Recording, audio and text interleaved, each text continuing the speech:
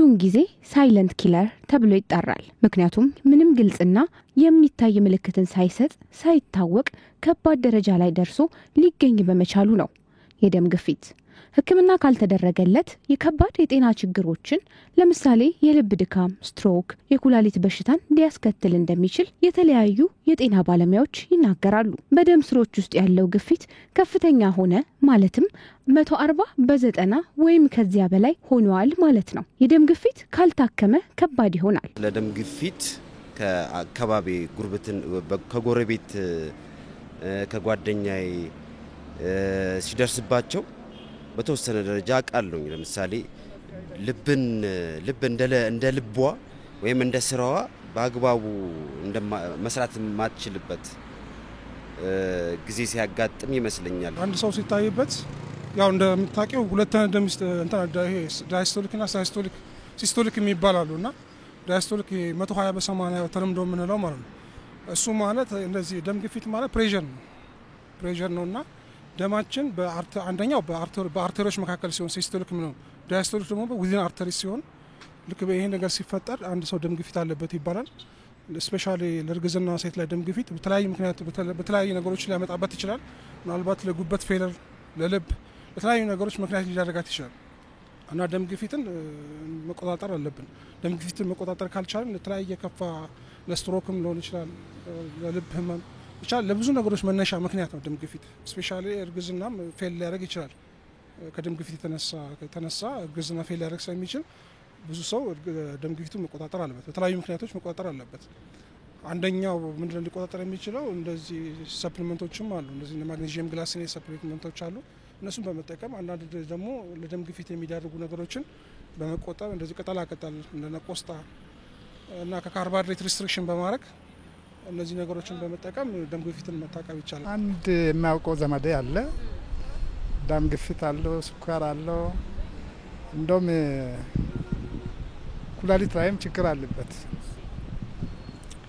ግን ብዙውን ጊዜ ሰዎች የሚሉት ጥንቃቄ አድርግ እንዳጠጣ አልኮል ነገር፣ ሲጋራ፣ እነዚህ ምናልባት ጮማ የሆኑት አንዳንድ ጊዜ ስኳር፣ ጨው ራሱ እነዚህ እንዳይወስዱ ምክር ይሰጣሉ።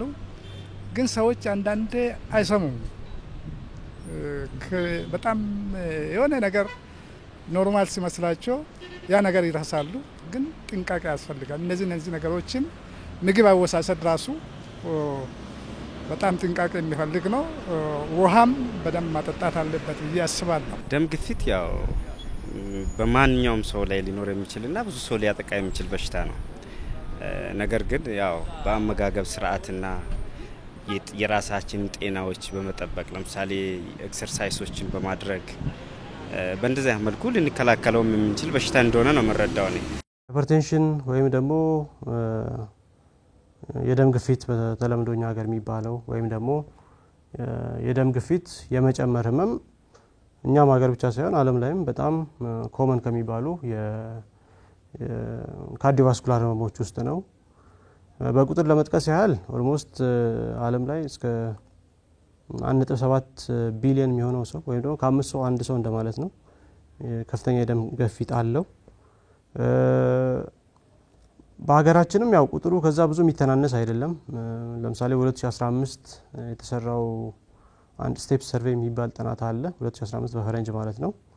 እኛ ሀገር ከተሰሩት ተለቅ የሚለው ጥናት እሱ ነው። እዛ ላይ 16% የሚሆነው አዋቂ ሰው ኢትዮጵያ ውስጥ የደም ግፊት መጨመር ወይም ከፍተኛ የደም ግፊት አለው።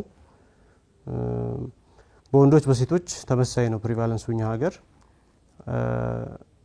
ከዛ ውስጥ 16% ከሚባለው ከተባለው ውስጥ ግን ሬጉላር የሆነ ህክምና ክትትል የሚያደርገው ሰው ከ1% በታች ነው እዛ ጥናት ላይ ነበረው።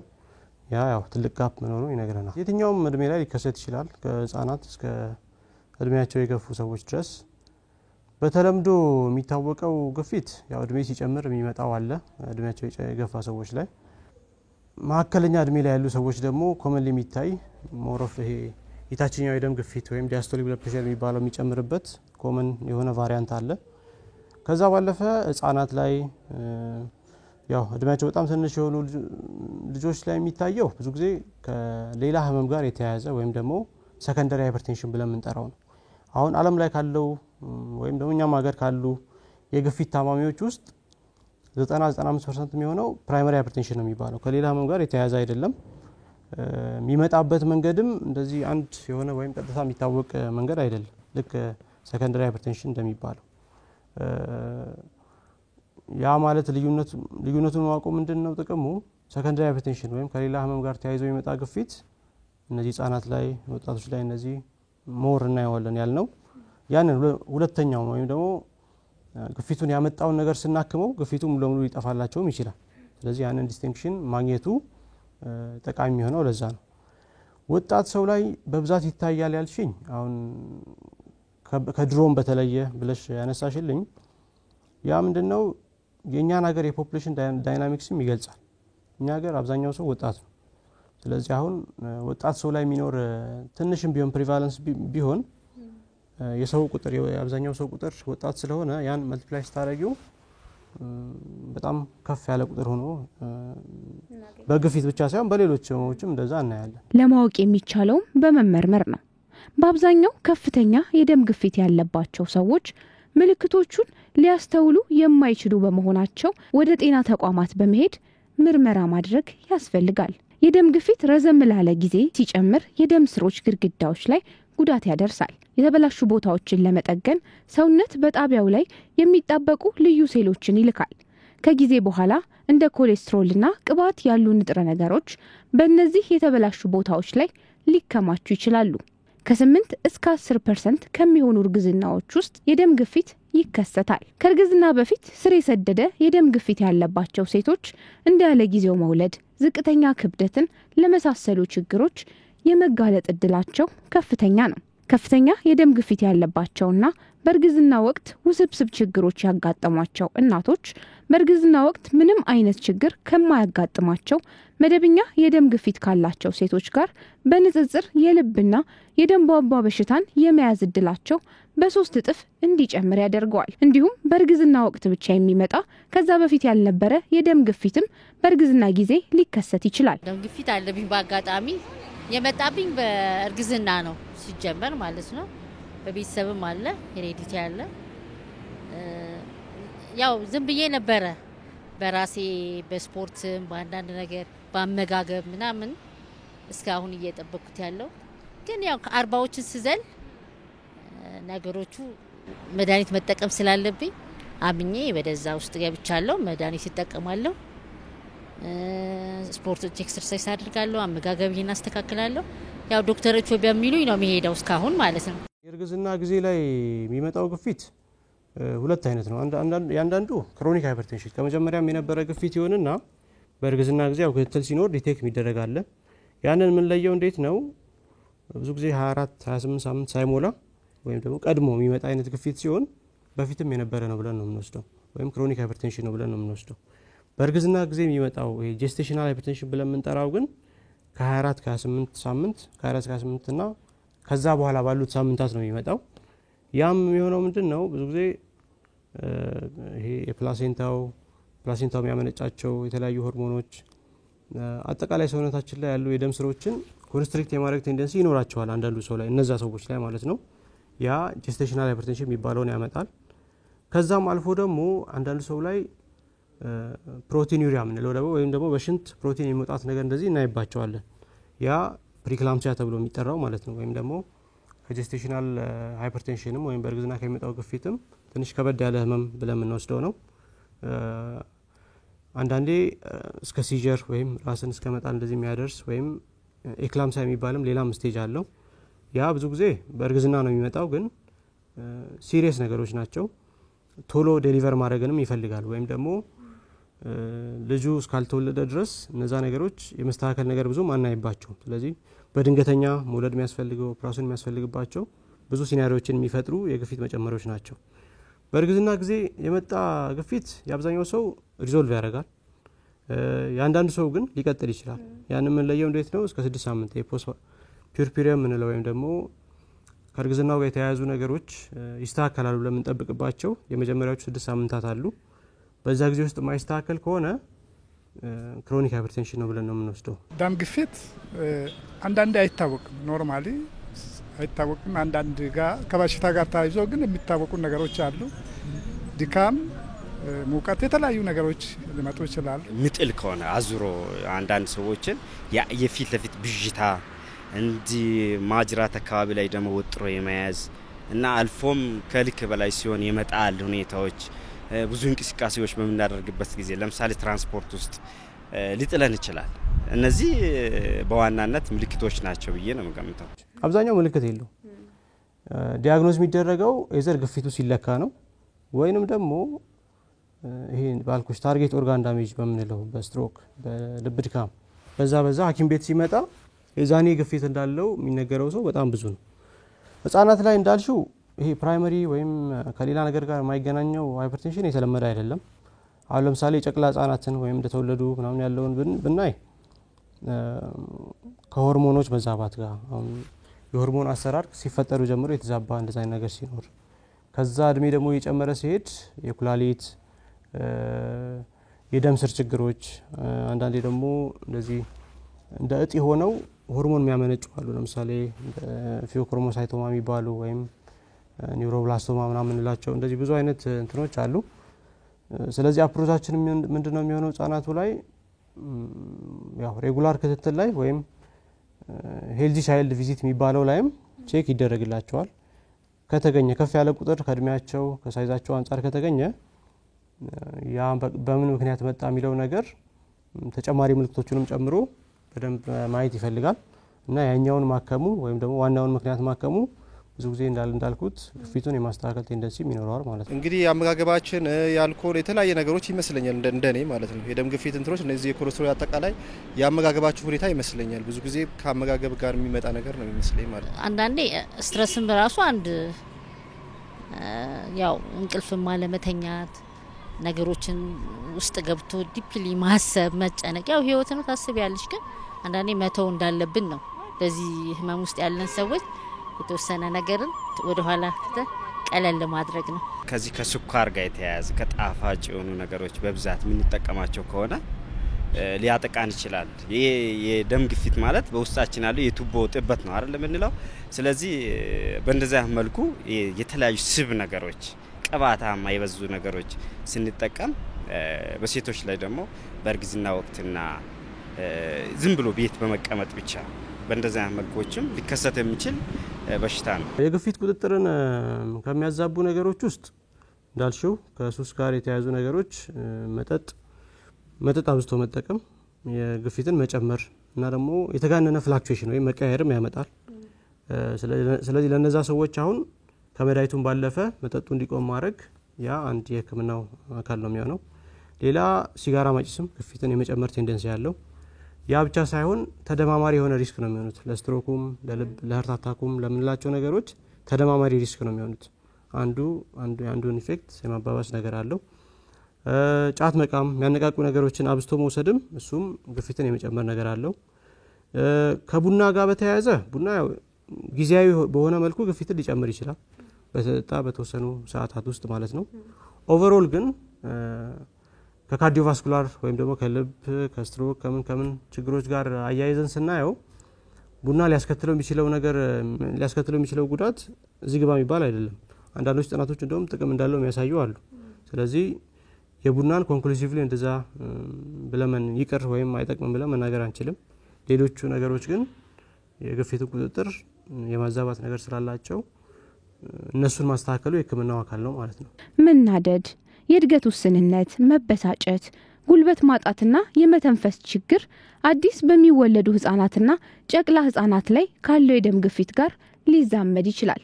የደም ግፊት በተለያዩ የእድሜ ክልሎች ከጎልማሳ ወጣት እንዲሁም ህፃናት ላይ የሚከሰትበት እድል በአሁኑ ጊዜ ከፍተኛ ሆኗል። ብስኩቶች በህፃናት በፊት በህፃናት ላይ አይታይም ነበር። አሁን በህፃናት ላይ በብዛት እየታየ ይመስለኛል። ህፃናት እንትን ያው የደም ግፊት ከእድሜያቸው ከሰውነት መጠናቸው ጋር ዲፋይን የሚደረግባቸው ቁጥሮች አሉ። በምልክት ደረጃ እንዳልሽው የእድገት ውስንነት አንዳንድ ሰው ላይ ልናይ እንችላለን አንዳንድ ህፃናት ላይ ግን አብዛኛው ግፊት ምልክት አያሳይም።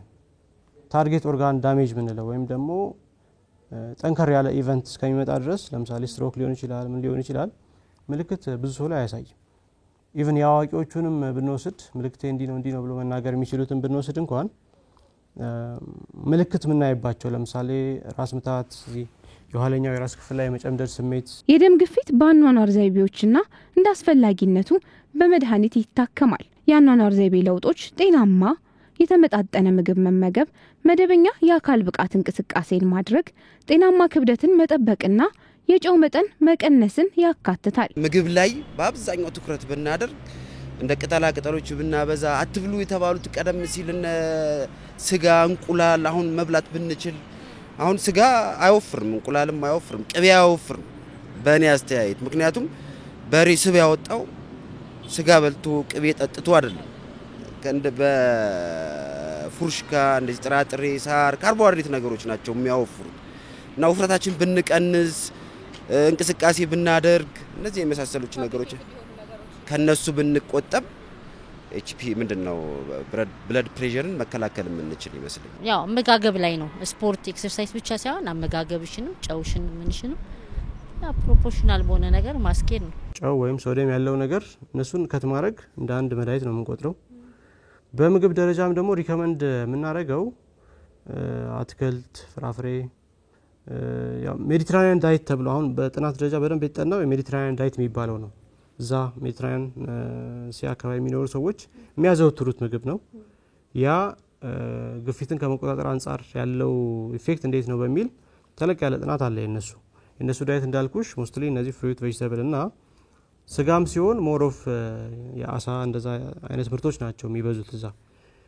ያንን ዳይት ሬጉላርሊ ወይም ስትሪክትሊ መጠቀም የላይኛውን ግፊት ብዙ ጊዜ ከ10 እስከ 15 የታችኛውን ደግሞ ከ5 እስከ 8 እንደዛ የመቀነስ ቴንደንሲ አለው።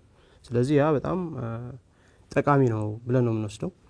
ፕሮሰስድ የሆኑ ወይም ጃንክ የሆኑ እንትኖች ያው ውስጣቸው ያለው የሳልት መጠንም ብዙ ነው የሚሆነው እነሱ ፕላስ ደግሞ ከግፊት ጋር ብቻ ሳይሆን ከልብ ህመም ከካንሰር ከብዙ ነገር ጋር የሚያያዝ ነገር አላቸው። ስለዚህ እነሱን አቮይድ ማድረጉ በዚህ ሳይድ ብቻ ሳይሆን ከሌላም ከአጠቃላይ ጤናማ አንፃር ብዙ ትርጉም አለው ማለት ነው። አንድን ሰውን ግፊት ኖሮት ስኳር ኖሮት ስታከሚ ቁጥሩ ማስተካከል አይደለም ዋናው አላማው በእነሱ ምክንያት ሊመጣ የሚችል ሜጀር ኢልነሶችን በዋናነት ለምሳሌ ስትሮክን ሃርት አታክን እነሱ መከላከል ነውና እነዛ ምግቦች እንዳልኩሽ በአንድ ሳይድ ብቻ ሳይሆን በተለያየ ሳይድ የነዛ ነገሮች ሪስክ ይጨምራሉ። ስለዚህ እነሱ ማስወገዱ ጥሩ ነው።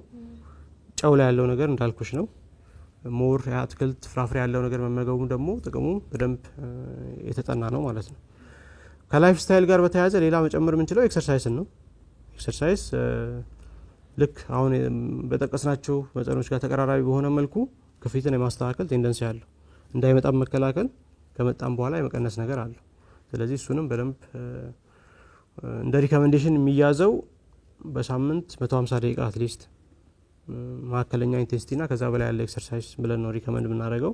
ያንን በዛ ላይ ኤንጌጅ ማድረግ ብዙ ጥቅሞች አሉት ማለት ነው። ማህበረሰባችን በየጊዜው ወደ ጤና ተቋማት እየሄዱ በጊዜው ያሉበትን የጤና ሁኔታ የመከታተል ልምዱ ምን ያህል ነው? ኖርማሊ እንደ ጤናኛ ሰው ካሰብ ሆስፒታል በየጊዜ ቼክ ማደረግ አለበት አንድ ሰው። ምናልባት ካልቸራሊ የኛ ሰው ግን ምንድነው ስታማም ብቻ ነው የሚጎበኘው። ያ ግን በቂ አይደለም ብዬ አስባለሁ። ሰው ባይታማምም ሁሉ ጊዜ ራሱን ቼክ ቢያደርግ ጥሩ ይመስለኛል። ማለት ብዙ ጊዜ ያው የኛ ማህበረሰብ ምንድነው ወደ ጤና እንትና አንሄድም። ያው ሲያመን ነው ብዙ ጊዜ ወደ ሕክምና አንዳንድ ቦታ የምንሄደው። የሆነ ሄሬክስ ሲሰማን ነገሮችን በእንደዛ አንግል ነው ወደ ምን እንጂ ቀድመን በየ6 ወሩ በአመት እንደዚህ እየሄድን ሕክምና ማድረግ አልተለመደም በሀገራችን ማለት ነው። ስለዚህ ለወደፊት ያው ማህበረሰቡ በየጊዜው በየ6 ወሩ እየሄደ ራሱን ጤናውን ቼክ አፕ ይደረግ ጥሩ ነው ያስባሉ። በጤና ዙሪያ ያለ ንቃተ ህሊና ከሰው ሰው ይለያያል፣ ከማህበረሰብም ይለያያል። ያ ብዙ ጊዜ የሚያያዘው አገሪቱ ላይ ካለው ይሄ እንግዲህ የዘመናዊ ትምህርት ስርጭትም በሚዲያም በምንም ከሚደርሰው ነገር ጋር ከዛ ጋር ተያይዞ ነው። የኛ ሀገር በዛ ያው ከፍ ያለ ደረጃ ላይ ነው ማለት አንችልም ከብዙ ሊሚቴሽኖች አንፃር ማለት ነው። ስለዚህ አዲስ አበባ ሜጀር የሆኑ ከተማዎች ላይ የሰው ንቃተ ህሊና የተሻለም ስለሚሆን ሐኪም ቤት መጥቶ ቼክ ማድረግ እንደዛ የማድረግ ቴንደንሲ አለ። ግን ያው ያም በጣም ሊሚትድ ነው። እንደዚህ በተጋነነ መልኩ መጠቅሽው አይደለም። በጠና ሳይታመሙ ነገር ግን ያሉበትን የጤና ሁኔታ ለመከታተል በየጤና ተቋማቱ የሚገኙ ሰዎች በበቂ ሁኔታ ያለመኖሩ ምክንያቱ ምን ይሆን? ብዙ የሕክምናና የሰርቪስ አገልግሎት ስፍራዎች ባልተስፋፋበት ሀገር ላይ ሄደሽ ይህንን ብትጠይቂ ምናልባት የመጀመሪያ ቀን አገልግሎቱን ልታገኝ ትችላለሽ። ሁለተኛ ቀን ጤና ሙያተኞቹም ደስተኛ ላይሆኑ ይችላሉ። በቅርቡ ያሉ ሕክምናዎችም ከዚህ እንቅስቃሴ ሰው የዕለት ተዕለት ኑሮ ላይ ነው ሩጫው እንጂ ለጤናው ብዙም ትኩረት የሚሰጥ አይደለም። እነዚህ ናቸው ብዬ ነው ማስበው ምክንያቶቹ። አዌርነስ ችግር ይመስለኛል። አንዳንድ ሰው ምንድነው ሄጄ ከተመረመርኩና ጀስት የደም ግፊት ይሄ መጠኔ ከጨመረ ቅድመ ዝግጅት የለውም ማለት ቢጨምር ምን ማድረግ አለብኝ ብሎ ወደዛ ዝግጅት ውስጥ አይገባም። ስለዚህ ልክ ሲጨምር ቀጥታ ወደ ጭንቀት ውስጥ ነው የሚገባው። ስለዚህ ይህን ጭንቀት ደግሞ የመቀበል አቅም ስለሌለው በቃ ከመመረመር እንደዚህ ቢኖር ይሻላል፣ እሷ ባላቆ ይሻላል አለ። በአብዛኛው ላይ እንደዚህ ነው ያለው። ስለዚህ ግን ይሄንን አስወግዶ ግን በየጊዜው እየሄደ ደሙ ቼክ ማድረግ አለበት። ማለት ያው ብዙ እንግዲህ የኢትዮጵያ የኑሮችን ሁኔታ ብዙ ሰው ያው ለኑሮ ወደታች ነው ወደ ላይ እና ወደታች የሚሮጠውና ብዙ ጊዜ ለጤናው አስም በቃ ሰው የኑሮ ሁኔታ ለማመቻቸት ወደዛ ይሮጣል። ያው ትንሽ የግንዛቤ እጥረት አለ ብዬ አስባለሁ። እኔ ፋይናንሻል ችግር ነው ብዬ አላስብም። ምክንያቱም በቀላሉ ጤና ጣቢያም ሌላ ክሊኒክም እንዲሁም ደግሞ ፋርማሲም ሄዶ ማድረግ የሚቻልበት ጊዜ ነው አሁን ያለው። ከዛ ይልቅ የአዌርነስ ችግር ያለ ይመስለኛል። ምን ያመጣብኛል ብሎ አለማወቅ፣ አለማሰብ እሱን ነው መሰረታዊ ችግር አድርጌ የማስበው። የደም ግፊት ብቻ ሆኖ ወይም እነሱን ምልክቶች ብቻ አሳይቶሽ የሚቀር አይደለም። አብሮ ተያያዥ በሽታዎች ይመጣሉ። ስኳር በሽታ፣ የልብ በሽታ፣ የኩላሊት በሽታ እነዚህ ሁላም ይመጡ እኔ ባለኝ አነስተኛ መረጃም እነዚህ ነገሮችን የሚያመጡ ይመስለኛል። እና ህብረተሰቡ ትኩረት ሰጥቶት በጣም ከባድ እንደሆነ ጭንቀትን የሚያመጣ ስራ እንዳንሰራ የሚያደርገን መሆኑን ተረድቶ ራሱንና ልጆቹን ቤተሰቡን አካባቢውን መጠበቅ ቢችል በየጊዜው እየተመረመረ ይህንን ምክር እመክራለሁ። ዋናው ምክንያት ብለን የምንወስደው ሄዶ እንዳልነው አዌርነሱ ነው። እንዳልነው አሁን ለምሳሌ እዛ ጥራት ላይም ሲታይ ስቴፕ ሰርቬይ ያልኩሽ 2015 የተሰራው ላይ እንዳለባቸው ማያውቁ ናቸው በቃ ሜጆሪቲው ሰው ማለት ነው። ያ አሁን ራንደምሊ ነው ሰው ሲለካ የነበረው። እዛ ላይ ራንደም የሆነ ጥናት ነው የነበረው። በኮሚኒቲው ዙሪያ የተሰራ ራንደም ጥናት ነው። እንዳልኩሽ እንዳለበት የሚያውቅ እና ክትትል የሚያደርግ ግፊት ካለበት ሰው በጣም ትንሹ ነው የነበረው። ያ የአዌርነስ ችግር እንዳለ ነው የሚነግርሽ። አሁን ከጠቀሻቸው ምክንያቶች አሁን ፋይናንሻል ሪዝን አንዱ ሊሆን ይችላል፣ ሐኪም ቤት መጥቶ ለመታየት። ግን ያው የመንግስት ሆስፒታሎች ላይም ፋይናንሻል እንትኑ የተሻለ ስለሚሆን እሱን መታየት ይቻላል። ፕላስ ደግሞ ግፊት ለመለካት ፋርማሲዎች ላይ መለካት ይቻላል። ብዙ እንትን አይደለም ባይዜ ያም ኤክስፔንሲቭ አይደለም። ከኤክስፔንሲቭነት ባለፈ አሁን ህክምና ኢቫሉዌት ሲደረግ ኮስት ኢፌክቲቭ ነው አይደለም ነው። አሁን አንድ ሰው ግፊት ኖሮት ፋንክሽናል የሆነ ስራው የሚሰራ ሰው ግፊት ኖሮት በግፊቱ ምክንያት ስትሮክ ቢይዘው ሃርት አታክ ቢይዘው ከዛ በኋላ የሚያወጣው ወጪ በጣም ብዙ ነው ለህክምናው። ፕላስ ደግሞ በፊት ወደ ነበረበት ፋንክሽናል ስታተስ ተመልሶ ይሰራ የነበረውን ስራ የመስራት ያንን ገቢ የማግኘት እድሉም በጣም ነው የሚቀንሰው። ለምሳሌ ስትሮክ ከሆነ ዲሴቢሊቲ ይኖራል፣ ሃርት አታክም ከሆነ የልብ ድካም፣ ሌሎች ኮምፕሊኬሽኖች ይኖራሉ። ስለዚህ ተመልሰሽ አሁን ፋንክሽናል ለመሆን ለሁሉም ሰው አይቻልም ሲጀመር። አንዳንድ ሰው ፋንክሽናልም ላይሆን ይችላል። ስትሆኝም ደግሞ በነበረው ደረጃ ፋንክሽናል የመሆን እድልሽ እንትን አይደለም፣ ሁሉም ሰው አይደለም እንደዛ ነው። ስለዚህ ቀድሞ መታየቱ ኮስት ኢፌክቲቭ ነው አይደለም ሲባል በጣም ኮስት ኢፌክቲቭ ነው። ሃይፐርቴንሽን ብቻ ሳይሆን የሌሎች የብዙ የሜጀር የሚባሉ ህክምናዎችም ጥቅማቸው ፋይናንሻል እንትናቸው ኢቫሉዌት ሲደረግ ቀድመሽ በመታወጪው ወጪ ብቻ ሳይሆን ሎንግ ተርም ኮስት ኢፌክቲቭ ነው አይደለም በሚለው ስናየው ኮስት ኢፌክቲቭ ነው። እሺ ከዛ ባለፈ እንዳልነው ያው ግፊት አሁን ለግፊት ኢቫሉዌሽን ሲመጣ አንድ ሰው ግፊቱን ብቻ አይደለም ኢቫሉዌት የምታረጊው፣ ኮሌስትሮሉን፣ ስኳሩን እነሱን አይተሽ እነሱንም ማኔጅ ካላረግሽ ሄዶ እንዳልነው ኮንሲኩዌንሶች ይኖራቸዋል።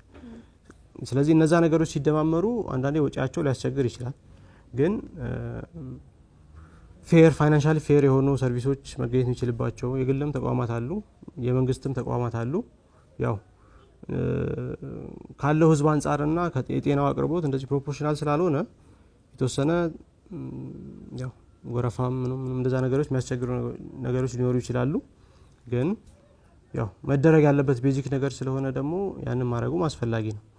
ሌላ ስትረስ ያው ማውቁ ስትረስፉል ብለሽ ያነሳሽው ነገር አለ። አዎ ይሄ የሚታወቅ ነገር ነው። ያም ምንድነው አሁን መጀመሪያ አንድን ሰው ቴስትም ስናደርግ አፕሮችም ስናደርግ ከኛም ሳይድ አፕሮች የሚደረግበት መንገድ የተወሰነ እንትን ይፈልጋል። ከበድ ያሉ ዜናዎችም በአንዴ እንትን ሲሉ ሰው ሊከብዱ ስለሚችሉ ማለት ነው። አጠቃላይ የህዝቡ አዌርነስም ደግሞ እዛ ላይ ልዩነት ይፈጥራል። አሁን ይሄ ነገር ኮመን ነው እንደዛ የሚለው ነገር ካወቅሽ ስትመጪ አንቺ ኤክስፔክቴሽንም ሊኖር ይችላል፣ ግን ደግሞ ማኔጀብል ነው።